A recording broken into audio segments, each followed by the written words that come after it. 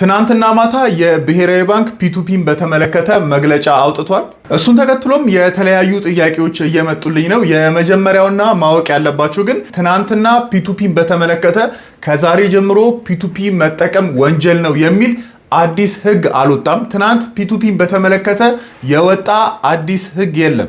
ታዲያ ትናንትና የወጣው የብሔራዊ ባንክ መግለጫ ምንድነው የሚለውና እናም በመግለጫው የተነሱ 4 ወሳኝ ነጥቦችን እናያለን። ብሔራዊ ባንክ በዚህ መግለጫው ያነሳው የመጀመሪያው ነጥብ አንደር ዘ ከረንት ሬጉላቶሪ ፍሬምወርክ ነው የሚለው። ስለዚህ ይሄ ማለት አዲስ ህግ ወይንም የተለየ ነገር ወጥቶ ሳይሆን ኦልሬዲ ስራ ላይ ባለው የዛሬ ወር፣ የዛሬ 6 ወር፣ የዛሬ ዓመትም ባለው ህግ መሰረት ፒ2ፒን መጠቀም ኢሌጋል ነው ወይንም የተከለከለ እንደሆነ ያሰምርበታል።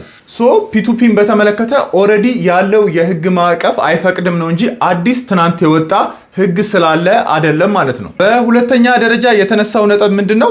በዓለም አቀፍ ደረጃ ለክሪፕቶ ወይንም ለነዚህ ለዲጂታል ከረንሲዎች ያለው ፍላጎት ቢጨምርም ህዝቡ ግን እነዚህን ነገሮች በተመለከተ ውሳኔ ሲያሳልፍ በጣም በተጠናና መረጃዎችን ከግምት ባስገባ መልኩ መሆን አለበት ነው የሚለው።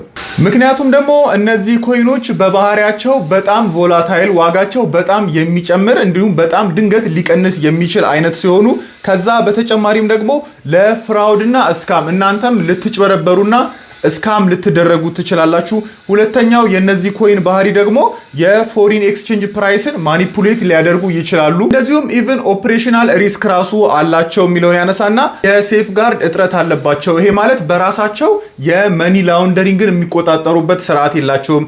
እንደዚሁም የፋይናንስ ቴሮሪዝምን፣ አሸባሪዎችን በገንዘብ የመርዳት ጋር እነሱን ነገር ለመከላከል አመቺ ስላልሆኑ ሳታውቁት በዛ ውስጥም ልትሳተፉ ስለምትችሉ በጣም በጥንቃቄ መሆን አለበት እነዚህ ነገሮች ጋር በተያያዘ ውሳኔ ስታሳልፉ የሚለው ነው። በሶስተኝነት ደግሞ ያነሳው የቅርብ ጊዜ ትውስታዎችን ጠቅሶ እነዚህ ፒ2ፒ ፕላትፎርሞችን ስትጠቀሙ ኦልሬዲ የእናንተን ብር እዛ ፕላትፎርም ላይ ታስቀምጣላችሁ እና እነዚህ የፒ2ፒ ፕላትፎርሞች ደግሞ የፋይናንሻል እና የቴክኒካል ችግር እያጋጠማቸው ተጠቃሚዎችን ገንዘብ ሁሉ መልሰው እስካለ መስጠት የደረሱበት ሁኔታ ስላለ እናንተም ፒ2ፒ ላይ ያስቀመጣችሁትን ገንዘብ ልታጡት የምትችሉበት ሁኔታ ሊፈጠር ስለሚችል ከዚህ ጋር በተያያዘ ከፍተኛ ጥንቃቄ ልትወስዱ ይገባል ይላል። ሌላው ደግሞ በአራተኝነትና በመጨረሻ ያነሳው ነጥብ ምንድነው?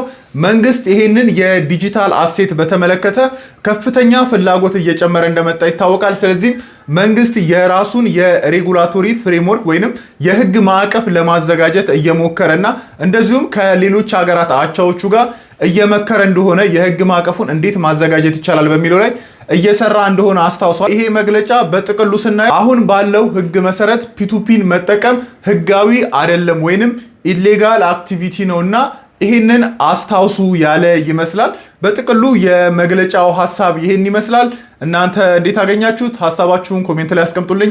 አዲስ ከሆናችሁና ቀጣይ በዚህ ጉዳይ ላይ የሚወጡ አፕዴቶችን ቪዲዮ እንድሰራላችሁ የምትፈልጉ ከሆነ ፎሎ እያደረጋችሁ ጠብቁኝ።